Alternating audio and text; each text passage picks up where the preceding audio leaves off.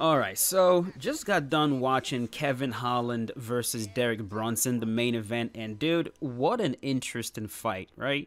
First of all, I'm gonna throw up a video on top of this thing, probably an old fight that I've already uploaded, just as a background while I give you guys my raw initial reaction after watching this main event. But man, what a weird, interesting main event, right? And when I say interesting, I'm not saying that the fight was was a super exciting fight. Like, I'm pretty sure a lot of people probably would not describe this fight as super exciting. There wasn't a lot of exciting, crazy, action-packed moments in there.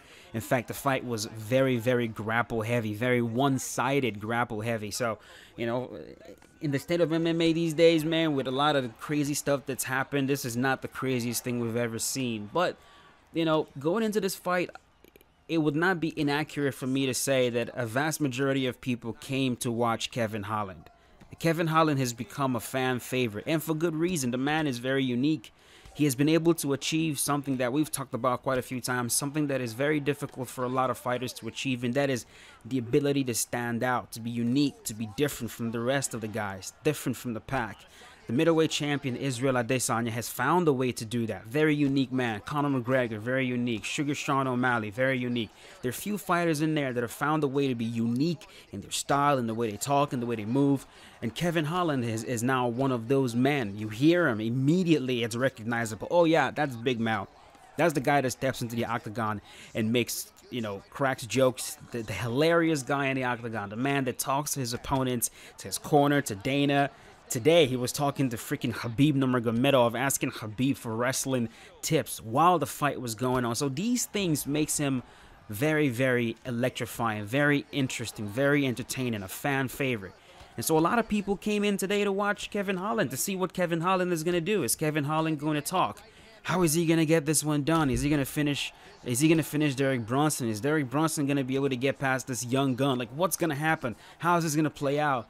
And when the fight started off, man, for me personally, like, a few things just did not make any sense whatsoever. So first of all, in the first round, when Derek Brunson got the takedown, right? He got the takedown in the middle of the octagon. Normal. We don't really see that too often anymore in MMA, because a lot of fighters have gotten so good at defending takedowns in the center. That's why a lot of takedowns we see in MMA these days are usually against the cage, getting dragged down.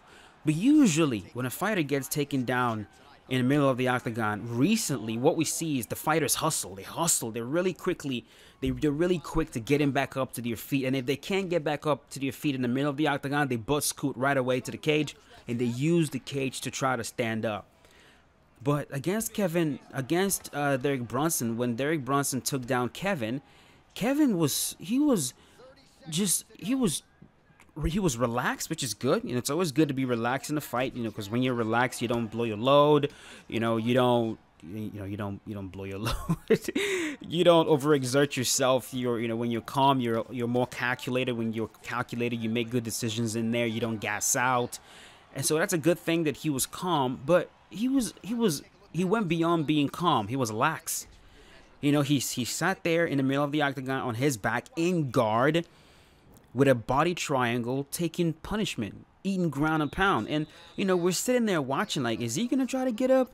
Is he going to try to butt scoot to the cage and use the cage to try to get himself back up to his feet? Why is he accepting this position? Now, I'm not saying he was trying his absolute best. He was doing everything in his power to get up, but Derek Brunson was doing a good job of keeping him down. No, that's not what I'm saying. I'm saying he wasn't trying to get up. He wasn't putting his feet on the hip of Derek Brunson. He wasn't trying to frame, to push off, to create some space, to create some scrambles.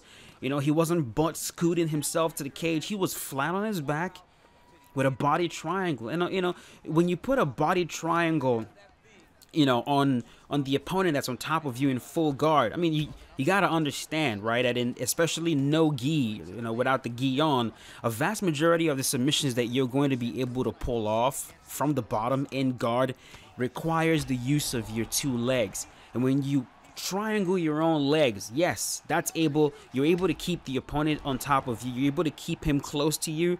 You prevent him from posturing up and raining down ground and pound. It's very good for control.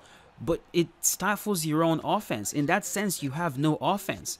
Now, it would be one thing if Kevin Holland was doing that for the goal of stalling out the fight and forcing the referee to stand them back up to their feet because nothing was happening. But he had the body triangle, but then he didn't have control of Derek Brunson's head. Like, he didn't have him tight chest to chest, preventing him from raining down ground and pound. Derek Brunson was still able to generate some power with short elbows, hooks to the body, hooks to the head, while on top. And so you take a look at, like, what's the game plan here? Like, why are we sitting with a body triangle, allowing Derek Brunson to spend the whole entire first round on top? He was not trying to get up. It made no sense whatsoever. And then I started to think, okay, before the fight, Kevin Holland was talking about how, you know, he despises the fact that this is a 5-round fight. That was really bugging him. It's a 5-round fight. I'm not used to this. I don't want a 5-round fight. I would have preferred to do a to be co-main event, to fight 3 rounds. So perhaps the game plan is, I'm going to just let this one go. He already took me down. I'm not going to waste energy trying to get up in round number 1. Maybe I'm going to wait for him to slow down a little bit while on top of me and then start to explode and try to work my way up to back to my feet when he takes me down. But round number 2, it was the same thing. Round number 3, the same thing. Round number 4, the same thing. Round number 5, the same thing. Over and over and over again. He gets taken down. He lays on his back. Doesn't really try too hard to get up. And it just made no sense whatsoever. But the thing that just, we talk about this often. That, a fighter that's braggadocious, a fighter that's entertaining by talking and taunting and being flashy in there, all of that stuff, all of that is cool as long as you're winning your fights, right? If you're getting your hands raised, that's when that is cool. But if you're the type of fighter, and by the way, a lot of people have compared Kevin Holland to Nate Diaz, which I don't think it's a fair comparison, only because Kevin Holland is not mean in the octagon, right? Like, Kevin Holland is playful. His form of, it's not even really taunting. He likes to have a conversation with the opponent, and it's not a conversation like Khabib does. It's just like having a conversation with the bros while we're punching the shit out of each other.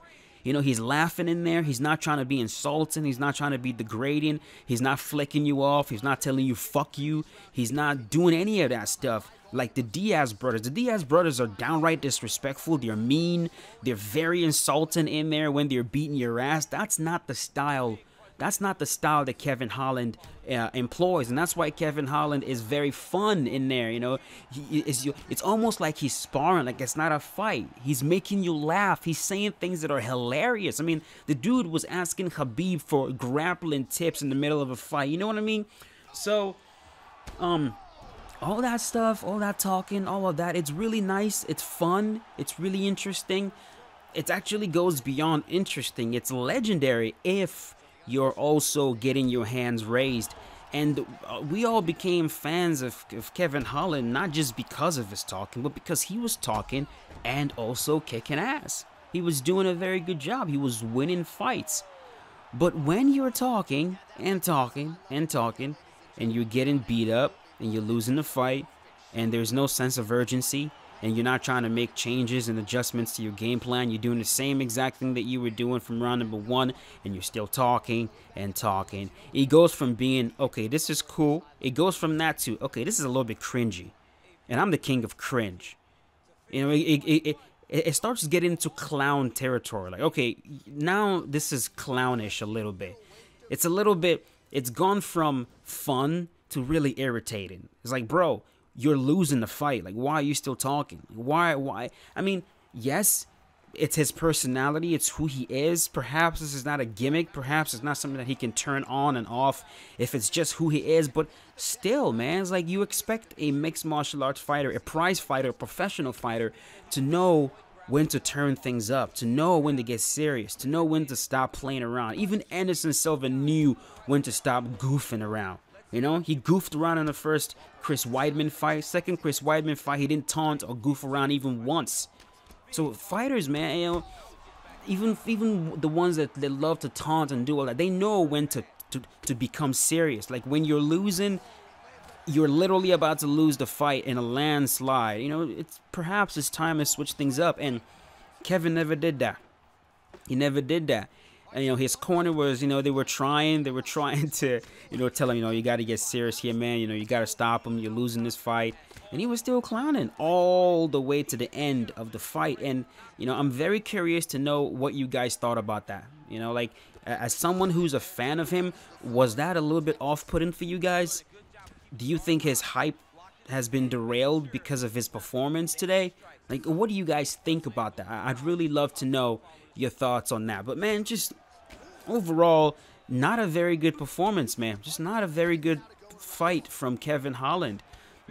For one, his ability to get back up to his feet, it would be one thing, like, it's hard for me to say his ability to get back up to the feet is very, like, it's bad.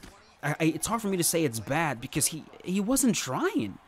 You know what I mean? Like, it'd be one thing if he was, like, really trying to get back up to his feet. Then you can examine his game and say, okay, this is where he is lacking. This is the technical mistakes he was making.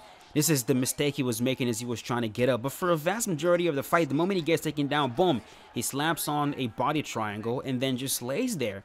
He just lays there, covers up, defensive the whole entire time. And it's like, bro, I don't know if you can fight like this. I don't know if you can win a championship fight in this way. This is a massive hole in his game right now that was just exposed, and everyone in that weight class sees it. You mean to tell me I can just take this man down and just lay in his guard, and he's not going to threaten with submissions? He's not going to threaten with get-ups? He's not going to try to get to the cage? He's just going to lay there with a body? Are you kidding me? That's all he's going to do? Hell yeah. Sign me up. That's what a lot of these middleweights are thinking right now. And, I think this is one area of his game that, he's definitely going to have to do some soul searching on. Like, I'm not saying stop talking and stop playing around if it's your personality, if it's who you are. It's not something that you can just turn off. He's always going to do it, but, also do it with a sense of urgency, know when it's time to turn things up. Like, it's getting serious right now. I'm about to lose this fight. Playtime over.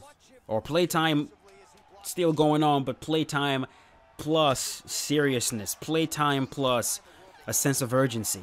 That's personally, as a fan, that's what I would like to see from the man moving forward. But just apart from that, really, really good performance by Derek Brunson.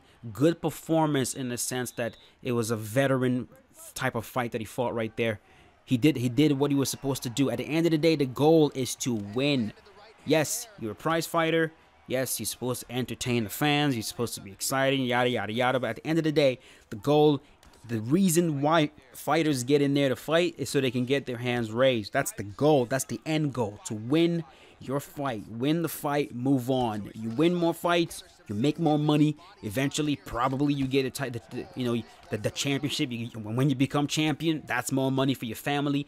Your way of life changes. Just everything hinges on you winning fights consistently. So good, definitely good for Derek Brunson. When I take a look at Derek Brunson right here, how many fights is that in a row right now? Let's take a look. Derek Brunson, because going into this, I believe he was on a win streak. Look at this. This is right now. This is a 4-fight win streak right now. He beat Elias Teodoro, Ian Heinisch, Edmund Shabazian, which was a TKO. And then this one against Kevin Holland, a decision. That is after going on a 2-fight losing skid against Ronaldo Jacare Souza and Israel Adesanya. So very good. He is back on track, doing exactly what he's supposed to be doing. Major kudos to him. Very, very good fight. And yeah, that's where we're going to end this one. Let me know in the comment section what you guys thought about this fight. Let me know what your thoughts are on Kevin Holland. Like I said, do you think this has reduced his stock a little bit, or do you think it raised it? I've seen a few of you say that this made you even more of a fan of him. I don't see how, but just let me know in the comment section what you guys think about it, and I will talk to you guys later. Peace out.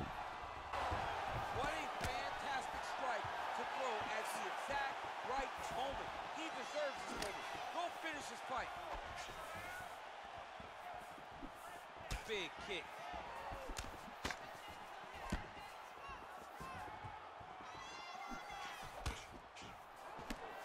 Yeah, looks a little wobbly on his feet. He's hurt bad. Gets up again here, but hurting. Oh, continuing to work the body to great effect.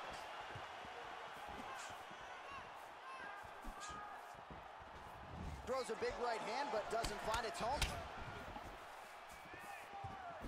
Blocks the shot.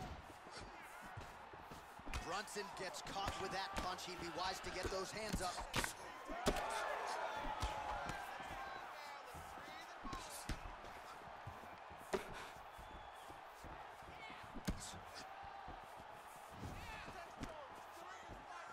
Trying to establish that jab once again. Oh! Back to the feet. Entertaining scrap so far. Well, he had a lot more than a puncher's chance coming in. Big knockdown for him in the previous round, DC.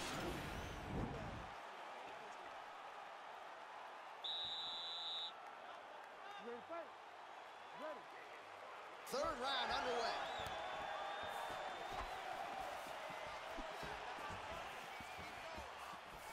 Sound defensively blocks the shot. Try to establish that jab. How about that shin? Oh, another strike to the body. Not a lot of real estate there, but he found it. Dude's hurt. Serve him up. Go get him. Wow! And just like that, the fight is over. He got him. What a performance. Yeah, that was just a gorgeous shot to end the fight right there. I'm not even sure the opponent really saw it coming. So back to the drawing board for him. But for the winner, this is certainly exactly what he was looking for here tonight. All right, let's get you some replays now. Certainly a lot for our replay guys to work with in the truck. This was a clinic tonight in terms of mixed martial arts acumen in every realm of the game. A full-on display of all of his skills.